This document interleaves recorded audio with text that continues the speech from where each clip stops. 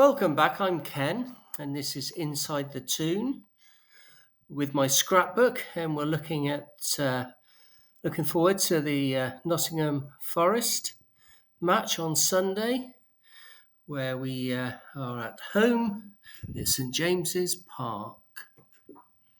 My scrapbook and vlogs are all about the highs, the lows, and everything else in between as a Toon fan. Join me, shall you? So in Eddie's pre-match press conference, he talked about a number of things, including Tino and how long he's going to be out, for about 8 weeks now instead of the 4 to 6 weeks. And Visser is also out, and I'll talk about him a little bit later. Jacob Ramsey's the good news. He's fit again, and he'll most likely be on the bench. He talked about obviously Elliot Anderson's return to Newcastle and how regrettable it was that we had to sell him. He was asked the stupid question about would he go to Man U as a manager next, and he said, no, I'm all in for St James's, and we'll elaborate on that in a few minutes. And he also gave an update on Lewis Hall, which it probably explains why Lewis has not been getting the minutes recently. Basically, Lewis has had just a couple of little things in his body where he's not felt 100% right. So we've got to try and get him back where he's robust enough to be where he was before his injury. Eddie added. He was playing regularly then, and he looked physically great at that moment. But sometimes we forget how young he is, and there is a thought that we have to look after him. And he will get to the stage where he's able to play fluently again, and I'm sure take the load, no problem. So that means that Dan Burns obviously will be in a shout for Sunday, most likely at left back again, as he was against Arsenal, as he was in the Champions League this week. But we'll see. So in the press conference, Eddie expanded on Elliot Anderson and the regret that we had to sell him due to the PSR regulations a season ago. Elliot's gone on to great things since then, and has won a couple of England caps on the back of that. So it certainly wasn't because he wasn't good enough, because he actually played 55 times for the Toon. The consequences for the club have been severe. We've not only missed out on his promotion to England in the monetary value that he's now worth compared to when he left us, but also that we had to sell another academy player and youngster that we didn't want to. So we'll wait and see what happens to PSR. I'm sure Masters said this week, the Premier League exec, that it's most likely going away, and there'll be a discussion and vote on it, but it'll only get replaced by something else, I believe, that'll benefit the big six and the rich, and not Newcastle. So we'll wait and see. But I don't have any high hopes or expectations. He was also asked whether Elliot might return one day. He would love that, but he gave no indication that it would, if and when it might happen. There's always one daft question, or at least one daft question, during the press conference, and today obviously it was, so why wouldn't you want to go to Man United as manager? I think Eddie smirked initially and then just said, no, I'm all in at Newcastle. My commitment is that I'm all in. I want 100% here, and I have been. The season ahead could be a wonderful thing, and that's what I want to focus on. It's a stupid question, and I'm sure the stupid people that ask it will keep asking it every time the Manchester United lose.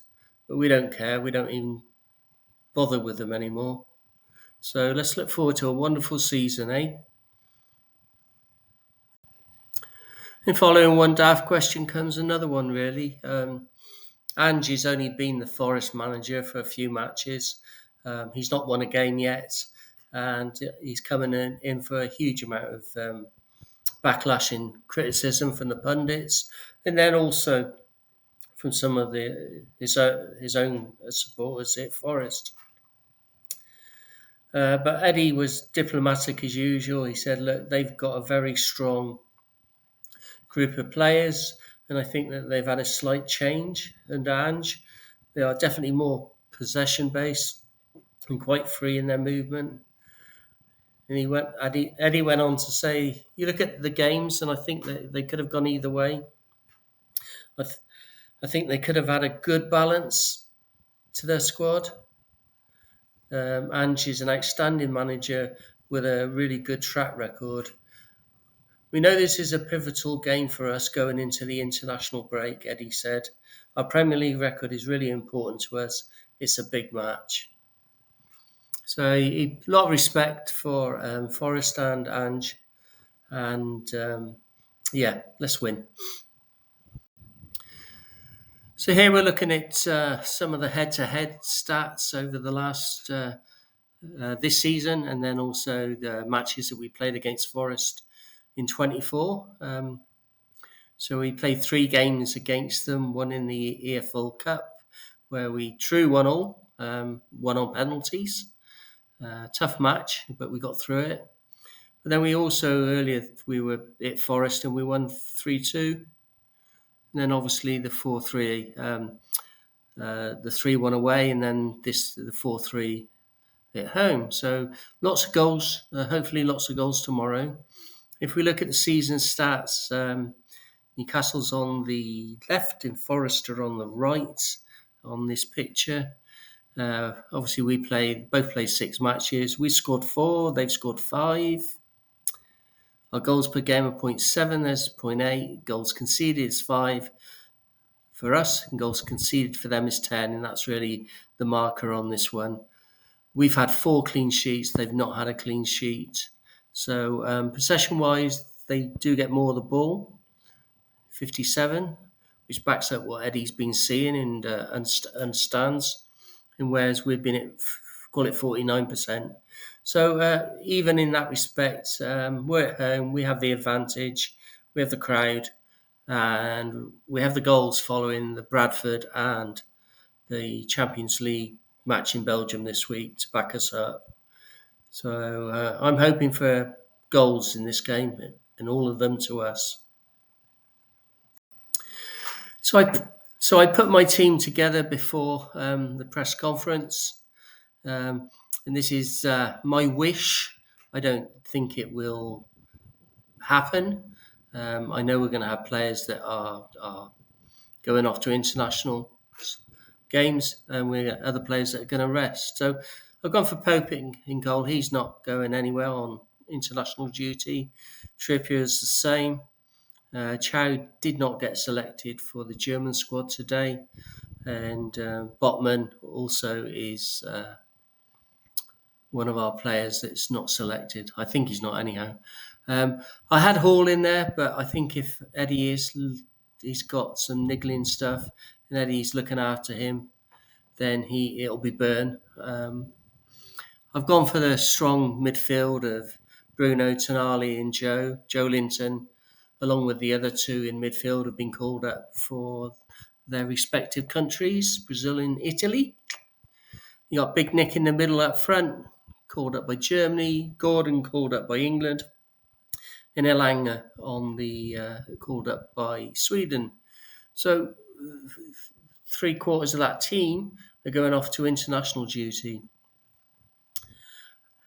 Some of the interesting stats that have come out. Obviously, Nick's scoring goals, and he scored. He's bidding to become the first player to score in each of the first 3 Premier League home games. Club legends Les Ferdinand and Alan Shearer did that in the mid-90s. Quite a feat. Then some other news going on in the background. Johan Visser and his injury. Quite a big setback, to be honest. It's going to take a lot longer. It looks like he'll be back towards the end of November. Just in time, which I hate, to go off to Africa for the AFCON series of games in competition. And if he does that, we won't see him to end of January if they're successful. So it's not a great situation. We signed a 29-year-old. He's going to be 30 if he comes back and kicks a ball for us. And it was never going to be 4 to 5 weeks, to be honest. This follows a trait for the last year or two where they don't say a lot and they always pin it at 4 to 5 weeks and waiting for an international break. Wishful thinking, really. So my mood is quite low in this respect. We signed a centre forward and we're not being able to play him. He did go off, signed for us and went straight off without a training session to play for his country in a World Cup qualifier.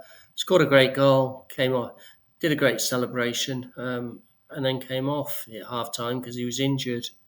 And now we're having to live with that. Absolute disaster, to be honest. So not happy with it's not Visser's fault. It's just pure luck, really. His injury history up to that point was very good, but this is Newcastle United, folks. So my prediction is a 3-0 win to Newcastle. I can see Nick getting a goal. I can see Elanga getting a goal as well. And Gordon continuing his scoring spree, let's call it. Maybe it'll be a penalty. Nick, his ability to take balls in tight areas is very good. His teammates, most importantly, have begun to understand him and read his game. They really trust him with the ball. He's a great guy. He's very positive. He's continually smiling and laughing with his teammates. He seems at home already, to be honest, which is absolutely crucial to the success on the pitch. He's clearly got an incredible attitude, bags of talent, a desire to learn, and the mental capacity to apply it all in a match environment. He was having none of the Gabriel rubbish on Sunday, which I loved. So we got one hell of a boy here, and he's German, and he's ours. So you can stuff that Bayern Munich and everybody else over in Germany that are getting a bit miffed with us. He's ours. We paid the money, and he's loving it, and we are loving it as well. And the songs are coming out for him as well. So listen out on Sunday for the new Nick song that sprouted up over in Brussels this week. So there you have it. Thank you for watching. Really appreciate it. Hit the subscribe button if you will, if you want to see more of these scrapbooks and vlogs, which I'm doing all season this year. And tell your mates if you like it, or at least get them to watch it, please. So there you go. Enjoy the match on Sunday. I'll be listening to it, listening to the Toon review, Paul, Billy, Alex, Sam maybe, etc., and watching it on telly. So take care and enjoy the match if you're there, including my brother and nephew and niece.